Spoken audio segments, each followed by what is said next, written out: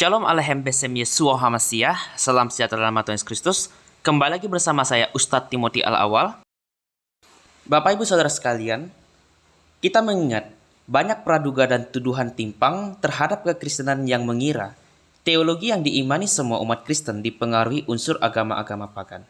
Tidak heran, hal ini bukan saja diangkat dalam dunia polemik perdebatan Kristen dan Islam. Sebenarnya pemikiran ini juga muncul di kalangan kaum liberal dan ateis yang dulunya pernah menjadi Kristen dan kehilangan jati diri Kristen mereka dan berasumsi serampangan. Mungkin Bapak Ibu Saudara sekalian pernah melihat dan mengalami bagaimana dunia era modern sekarang, baik di kalangan polemikus muslim, saya kasih tanda garis polemikus muslim, dan juga di kalangan kaum ateis yang dulunya dari Kristen menjadi kaum ateis, sempat menuduh bahwa kekristenan banyak terpengaruh dengan agama pagan. Seperti contoh yang saya berikan dari PPT saya ini, yang dikatakan bahwa persamaan sebuah mitologi serupa dengan kehidupan Yesus, yang dikatakan versi Kristen merupakan ilham dari dewa-dewa pagan, seperti Mitra, Osiris, Bacchus, dan Yesus. Nah, hal ini salah satu saja. Kita belum melihat bagaimana tuduhan-tuduhan lain yang dikatakan banyak pengaruh agama pagan. Dari antara 4 pemahaman ini yang dipengaruhi kekristenan, banyak di kalangan jemaat maupun juga para pemimpin gereja memandang ini secara hal yang remeh.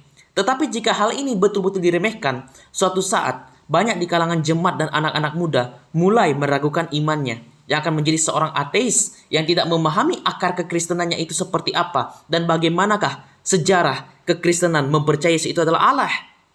Hal ini saya kutip satu saja sumber, di mana yang mungkin saja dia adalah dulunya seorang Kristen tetapi sudah berpaham ateis. Contohnya Robert J. Miller dalam tulisannya Born Divine halaman 246 yang mengatakan gagasan tentang Yesus tidak mempunyai seorang ayah manusia oleh karena dia adalah anak Allah aslinya merupakan gagasan kafir.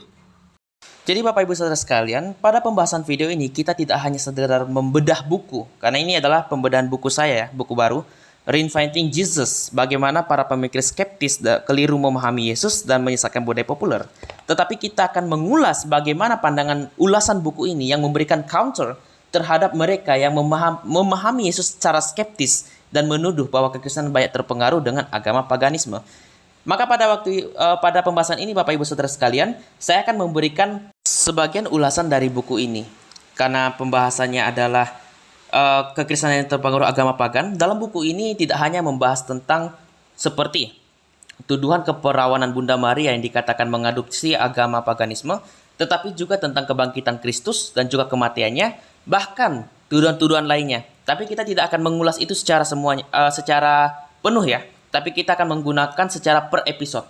Nah, Bapak Ibu Saudara sekalian, pada tema kita hari ini berkaitan juga kita akan merayakan kelahiran Tuhan Yesus Kristus tidak akan lama lagi ya, pada bulan Desember.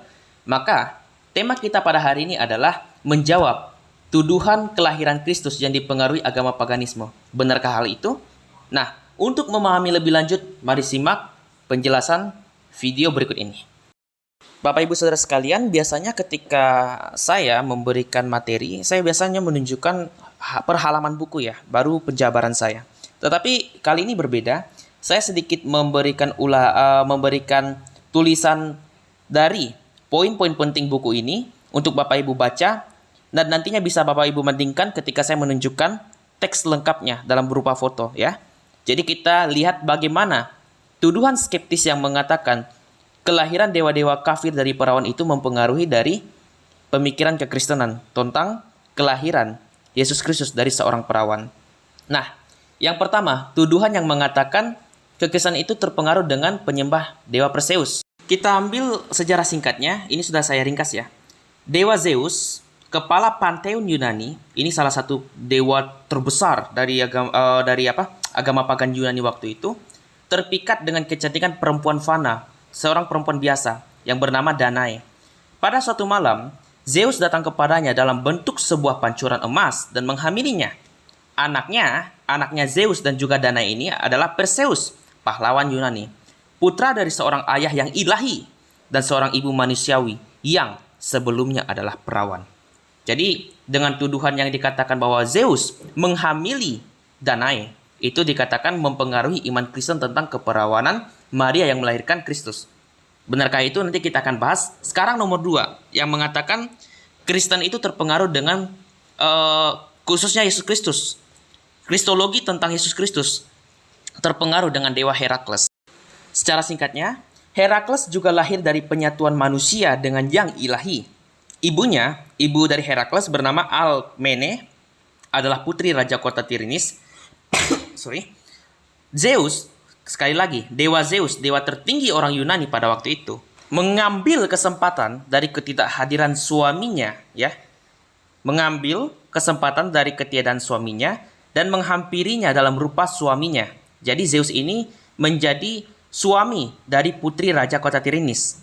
Akibatnya Alkmene, nama perempuan tadi, mengandung dari Zeus. Sehingga Herakles, salah satu dewa mitologi Yunani, itu merupakan titisan dari yang ilahi dan juga titisan dari insani. Yang dikatakan ini mempengaruhi iman Kristen. Oke, kita lanjut lagi tuduhan yang ketiga. Romulus.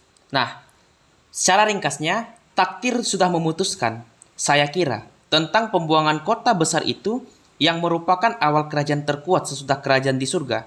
Perawan Vesta diperkosa. Jadi seorang perawan dikatakan sedang diperkosa. Dan setelah melahirkan putra kembar, ia menyebut Mars sebagai ayah keturunannya. Maksudnya Romulus, anak dewa Mars. Nah, yang keempat, tuduhan yang mengatakan Alexander Agung. Namun menurut legenda, Olympias, ibu Alexander Agung, mengandung anaknya ketika Zeus dalam bentuk halilintar menyambarnya dan menghamilinya tepat sebelum ia menikah dengan Philippus dari Makedonia. Tuduhan lagi, yang nomor 5, Dionysius. Kelahiran dewa Dionysius dari seorang perawan hanya disebut dalam sumber-sumber pasca Kristen. Berarti sesudah kekristenan lahir, Dionysius, tentang konsep agama Dionysius itu belum lahir. Dan itu terjadi abad belakangan, Bapak Ibu Saudara sekalian. Jadi aneh juga kalau dikatakan ini mencaplok ajaran kekristenan. Itu sangat lucu dan juga aneh rasanya ya. Kita benar-benar tidak mempunyai bukti yang sah sedikit pun untuk menunjukkan bahwa istilah perawan benar-benar telah digunakan dalam pemujian kepada Dusares, maksudnya Dionysius, 3 abad sebelum masa Epifanius, seorang bapak gereja yang menjadi apologet Kristen pada abad ketiga atau abad keempat, ya. Nah, kajian materi yang sama saya kutip juga dari buku yang sama, dari tulisan Reinventing Jesus yang memberikan referensi yang akurat, ya. Bapak Ibu bisa baca buku ini karena sudah diterjemahkan dalam bahasa Indonesia.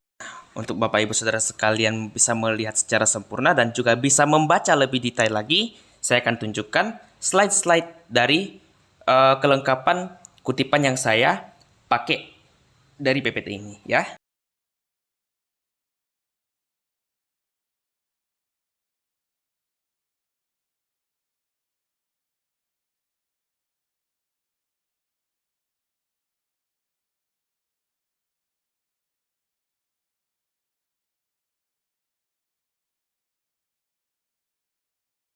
Nah, Bapak Ibu Saudara sekalian, dalam buku yang sama, ini bukan halaman 296 ya, bukan 298, tapi halaman 301. Saya lupa kasih ini ya, saya lupa ubah halamannya. Nah, kita kembali lagi pembahasan kita. Di halaman 301, sudah memberikan jawaban bagaimanakah sumber kekristenan mengetahui dan bagaimanakah sumber kekristenan itu menggenapi peristiwa tentang kelahiran seorang anak dari seorang perawan. Itu tidak pernah dijaplok dari agama lain selain akar Yudaisme. Apa landasannya? Mari kita baca di sini. Kalau kita membandingkan kisah-kisah Alkitab dengan cerita-cerita dari agama kafir, kita temukan titik-titik persamaan maupun perbedaan tajam. Memang demikianlah yang bakal kita temukan. Tetapi, kita langsung saja kepada poinnya. Perjanjian Lama pun, terutama terjemahan Yunani yang dikenal sebagai Septuagint, LXX, menyiratkan kemungkinan kelahiran dari seorang perawan. Yang signifikan di sini adalah Yesaya 7:14 yang dikutip oleh Matius dengan pengertian Maria masih perawan ketika yang mengandung. Di dalam Septuagint atau LXX yang diterjemahkan ratusan tahun sebelum kelahiran Yesus, kita sudah tahu ya bahwa ketika bangsa Yahudi di bawah kekuasaan oleh orang-orang Yunani di Alexandria, mereka diutus 72 orang untuk menerjemahkan Tanakh, Torah, dalam bahasa Yunani. LXX yang diterjemahkan ratusan tahun sebelum kelahiran Yesus jelas-jelas menggunakan istilah perawan atau Parthenos. Kita lihat yang warna kuning di sini. Gagasan kelahiran dari seorang perawan sama sekali tidak perlu diambil dari agama-agama kafir. Penulis-penulis perjanjian baru sudah melihatnya dalam perjanjian lama. Jadi, untuk apa mau melihatnya itu dalam pemahaman agama kafir? Sebagaimana telah disebut sebelumnya, Yudaisme di Palestina pada abad pertama sesudah Masehi tidak tersentuh oleh pengaruh kafir. Jadi benar-benar tidak beralasan menduga Matius memperoleh gagasan dari sumber-sumber agama kafir. Hal ini dapat kita buktikan dalam sejarah, Bapak Ibu Saudara sekalian. Jika Antiochus Epiphanes dalam kitab Makabe sempat memaksakan doktrin pemahaman Helenisme dengan agama-agamanya untuk diterapkan oleh orang-orang Yahudi pada waktu itu, maka Makabenus dengan ayahnya dan juga saudara-saudaranya memberontak dan membuat peperangan terhadap bangsa-bangsa penjajah pada waktu itu yang ingin memasukkan agama kafir terhadap agama Yahudi. Maka mustahil seperti yang dikatakan oleh G. Ed Chomsky, M. James Swire yang menulis Reinventing Jesus ini, bahwa kekristenan dan juga Yahudi, khususnya Yahudi, dipengaruhi pemahaman agama-agama kafir. Itu mustahil sekali, ya. Jadi kita dapat memastikan perjanjian lama dalam Septuagint, kelahiran dari seorang perawan, bukanlah hal yang mustahil merupakan agar monoteistik dari pemahaman Semitik Yudaisme. Dan sangat mustahil kekristenan mengambil alih kelahiran seorang perawan dari mitologi kafir di masa Yudaisme yang kental dengan paham monoteismenya yang membenci paham agama-agama kafir. Kita lihat di sini di halaman 296. Persoalan kelahiran dari seorang perawan dalam Injil Matius bahkan menjadi lebih gawat kalau ia mengingat Yudaisme pada abad pertama secara radikal yang bersifat monoteistik dan membenci segala sesuatu yang berbau agama kafir. Seperti yang saya katakan tadi, contohnya pemberontakan Makabenus terhadap Antiochus Epiphanes. Itu salah satu contoh bahwa monoteisme radikal itu seperti itu, ya. Tidak masuk akal kalau seorang Yahudi akan memasukkan gagasan mitologis kafir ke dalam kisahnya, terutama gagasan yang membahayakan kekudusan dan transendensi Hashem atau YHWH, Yod Het Vav He, ya. Jadi sekali lagi, baik itu dalam sejarah, mustahil Septuagint itu dipengaruhi pemahaman mitologi agama kafir, tetapi itu memang diilhamkan oleh Roh Kudus bahwa memang akan ada seorang yang lahir dari seorang perawan. Seorang anak yang lahir dari seorang perawan, ya. Kita mengingat Bapak Ibu Saudara sekalian, banyak di kalangan para ahli yang kritis dalam Alkitab, mereka yang berpaham konservatif dan juga liberal. Tetapi hal yang menarik, bahkan ada kalangan ahli konservatif dan sebagian paham liberal pun sependapat bahwa paham konsep tentang kelahiran dari seorang perawan ini sudah dikenal zaman keluarga Yesus. Nah, ini sangat mustahil ketika pemahaman ini akan muncul di kalangan Yudaisme, maka akan ada pemberontakan dalam Yudaisme pada waktu itu, Yudaisme awal pada waktu itu. Kita baca aja dulu sini.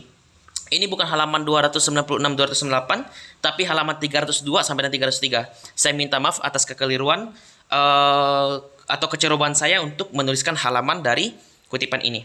Nah, kita baca di sini. Pada umumnya, para ahli konservatif dan sebagian besar ahli liberal sependapat, kitab-kitab Injil ditulis pada pertengahan atau akhir abad pertama dengan memanfaatkan sumber-sumber sebelumnya. Kita langsung saja kepada yang saya stabilo. Tidak mungkin legenda sejenis ini, konsep tentang kelahiran dari seorang perawan, dapat timbul dan dipercaya sewaktu keluarga Yesus yang masih hidup. Sebab mereka dapat membantahnya seandainya tidak benar. Sekali lagi, ini di kalangan konservatif sendiri yang mengatakan hal itu, Bapak Ibu. Nah, kutipan ini diambil dalam tulisan M. James Swire, Charles August Brick and Tension in Late 19th Century American Theology, halaman 102 sampai dan 108. Nah, Bapak Ibu mungkin bisa cari sumber primernya untuk pembahasan lebih lanjut. Nah, kita langsung kepada slide dari pembahasan ini. Dalam The Virgin Birth of Christ, kelahiran Kristus dari seorang perawan, Mason setuju dengan penelitian tersebut. Dapat ditunjukkan dengan mudah, tradisi tentang kelahiran dari seorang perawan telah ada hanya beberapa dasawarsa sejak masa Yesus hidup di bumi. Jadi itu sudah dikenal pada zaman Yesus, bukan pada abad-abad setelahnya, ya. Apalagi kalau saudara Muslim menolak pemahaman ini, padahal dalam Al-Quran sendiri mengatakan Nabi Isa lahir dari seorang perawan. Tidak mungkin kita akan mengatakan Kristen dan Islam berpengaruh dari pemahaman agama kafir. Lahir dari seorang perawan adalah konsep agama yang di luar dari Semitik. Sekali lagi, saya katakan hal itu mustahil, ya. Nah, ini adalah hal yang esensial dalam pemahaman Kristen dan agama-agama kafir itu sangat berbeda.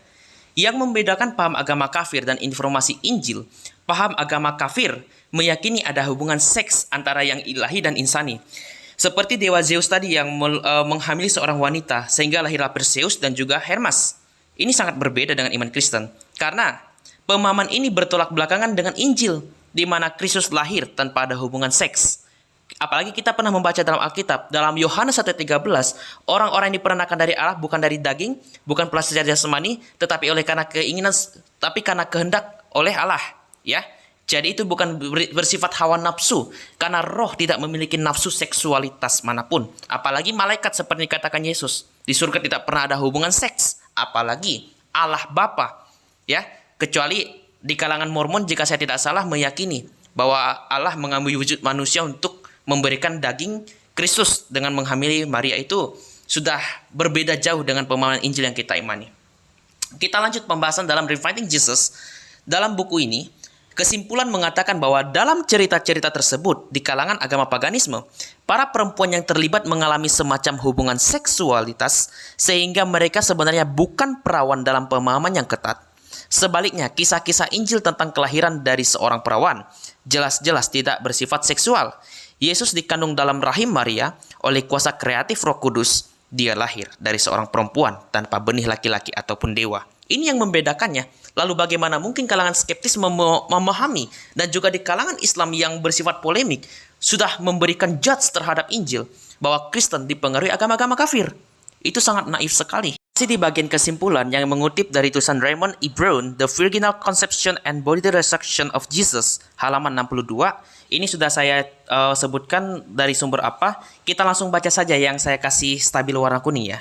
Cerita-cerita itu ya tidaklah serupa dengan kehamilan seorang perawan tanpa hubungan seksual yang merupakan inti dari kisah-kisah kelahiran Kristus. Kehamilan ini tidak melibatkan seorang dewa atau unsur laki-laki untuk membuat Maria hamil, ya.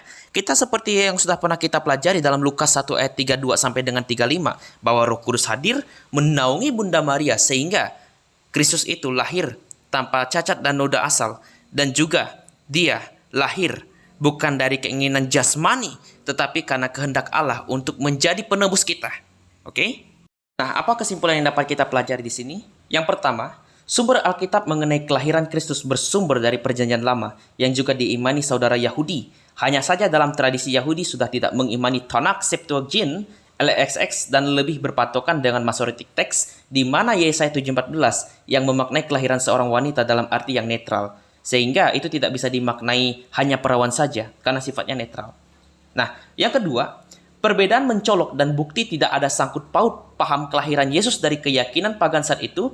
Yesus lahir secara ajaib dengan turunnya firman yang ilahi mengambil rupa manusia dalam rahim Maryam, Lukas 1:35 dan Filipi pasal 2 ayat 5 sampai dengan 7. Sedangkan paham pagan, kalangan paganisme, dewa-dewa agama kafir meyakini ada penjelmaan dewa yang setengah dewa mengambil wanita dan melahirkan seorang anak dewa. Yang saya katakan tadi, setengah manusia dan setengah dewa. Ini berbeda dengan Yesus yang kita imani, bukan setengah ilahi dan setengah insani, melainkan Yesus adalah sepenuhnya Allah dan sepenuhnya insani. Kolose pasal 2 ayat 9. Yang ketiga, yang terakhir, jika memang ada kalangan Islam yang polemik masih menuduh pemahaman agama pagan terpengaruh dalam iman Kristen, bagaimana dengan tradisi Islam? Apalagi dalam tradisi Islam juga meyakini Nabi Isa lahir dari seorang perawan Maryam. Quran surah Maryam ayat 19 sampai 22. Jika memang konsep kelahiran dewa yang lahir dari perawan teradopsi dalam Injil, apakah saudara kita akan mengira pewahyuan Qurani diadopsi dari Injil yang teradopsi dari paham kafir? Saya yakin dengan pasti saudara muslim sehati dengan pemikiran kita sepakat menolak pemikiran ini. Ya, walaupun kita dalam agama kita meyakini Nabi Isa atau Yesus dalam pemahaman Kristen berbeda dengan Kristologi atau yang diimani dalam tokoh Nabi Isa yang diimani oleh saudara muslim. Baik, sekian dulu pembahasan kita pada hari ini Bapak Ibu Saudara sekalian. Insya Allah jika suatu waktu saya ada luang waktu, kita akan mengulas kajian berikutnya dalam buku Reinventing Jesus ini. Sekian dari pembahasan saya. Selamat menyambut kelahiran Yesus Kristus yang akan kita nantikan setelah Advent terakhir nanti. Kiranya kasih dan rahmat Kristus menyertai keluarga kita semua dalam naungan kasih Allah yang sejati. Amin.